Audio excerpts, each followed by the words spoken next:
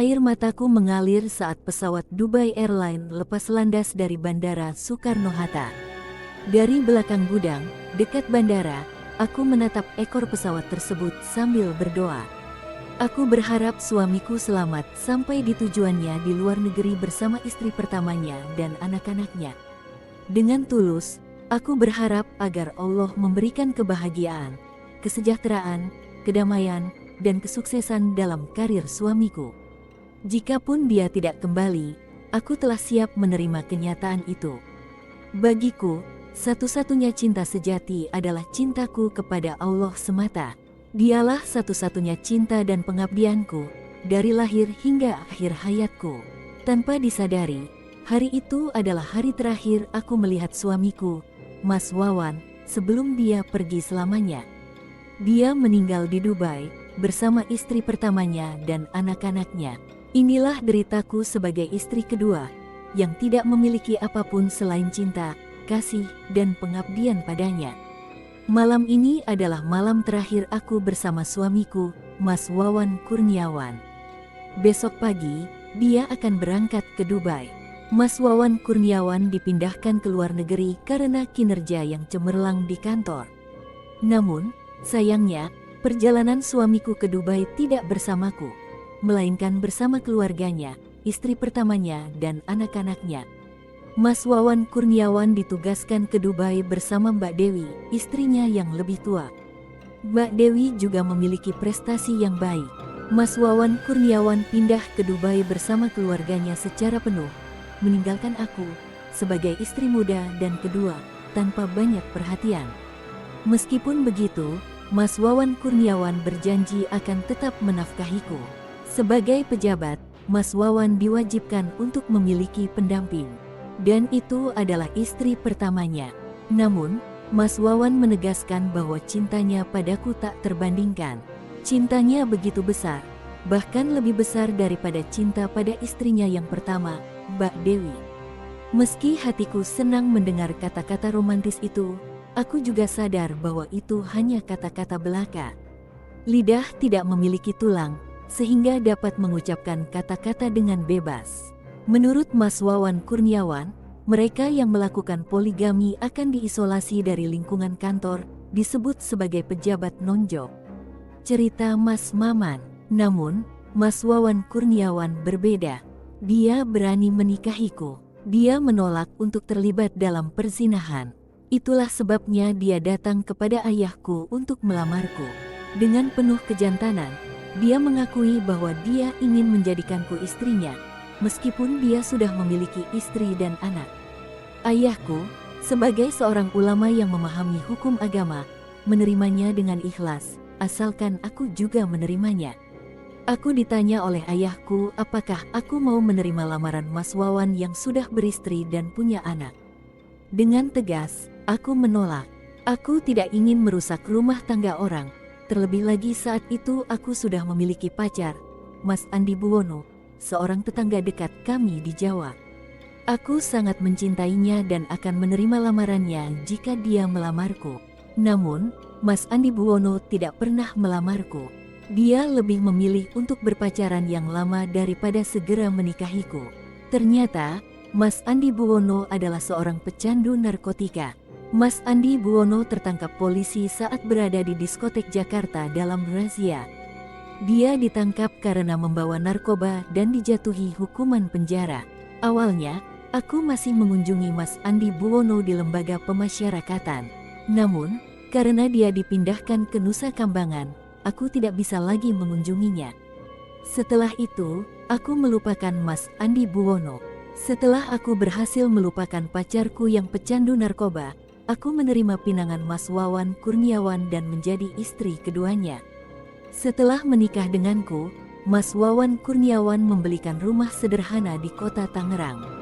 Rumah itu memiliki 3 kamar tidur dan sebuah taman kecil karena berada di pojokan. Aku tinggal di sana bersama adikku, Yanti.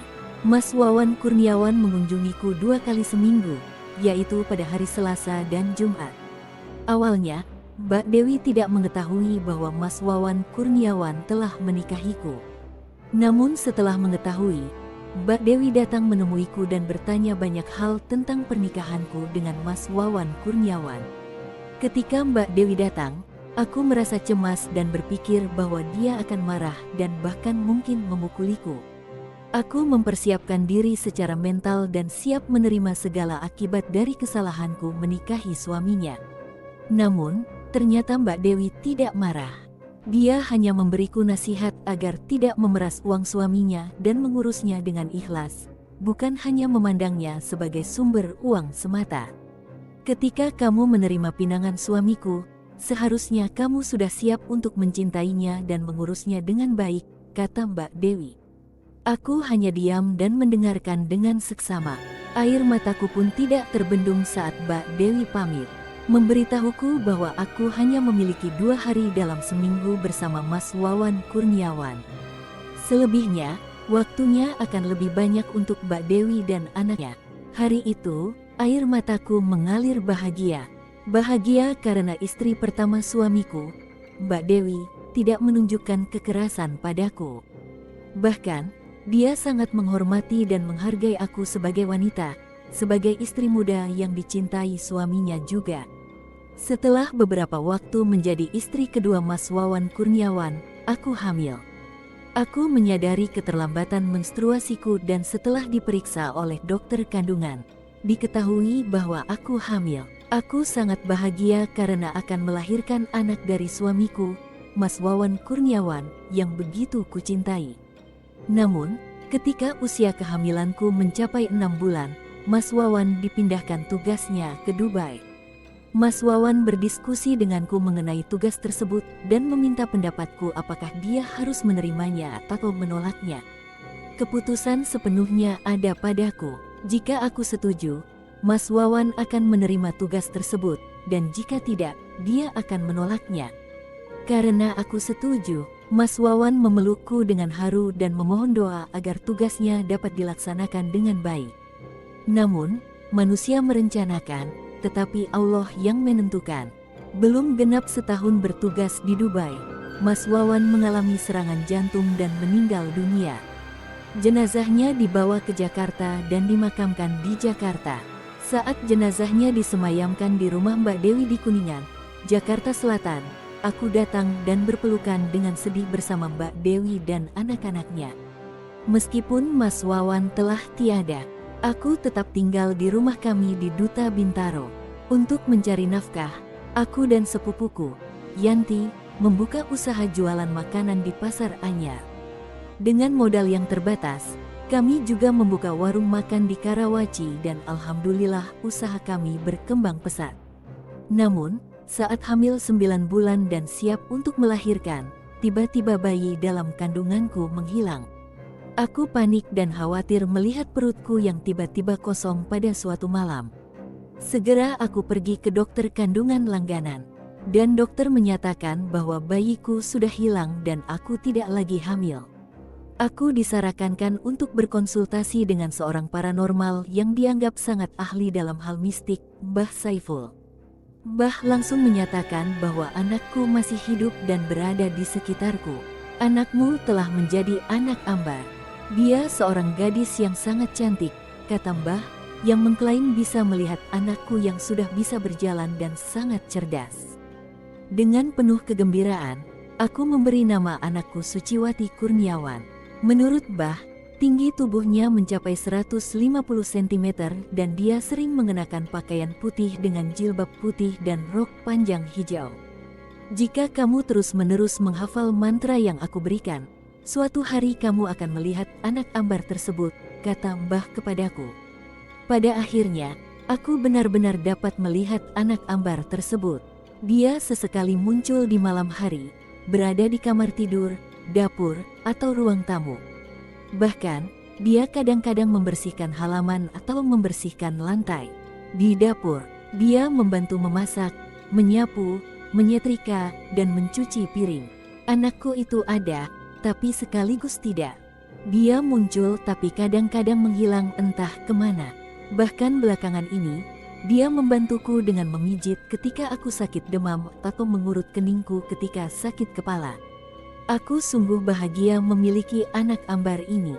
Dia sangat cantik dan mirip sekali dengan ayahnya, Mas Wawan Kurniawan. Ketika aku ingin bertemu dengannya, aku membacakan mantra-mantra yang diajarkan dan mengirim banyak doa untuknya. Sambil menyebut namanya, Suciwati Kurniawan. Saat ini, Ambarwati Kurniawan semakin tinggi dan cantik pada bulan September ini. Dia memiliki kulit putih, hidung mancung, dan tubuh langsing seperti model.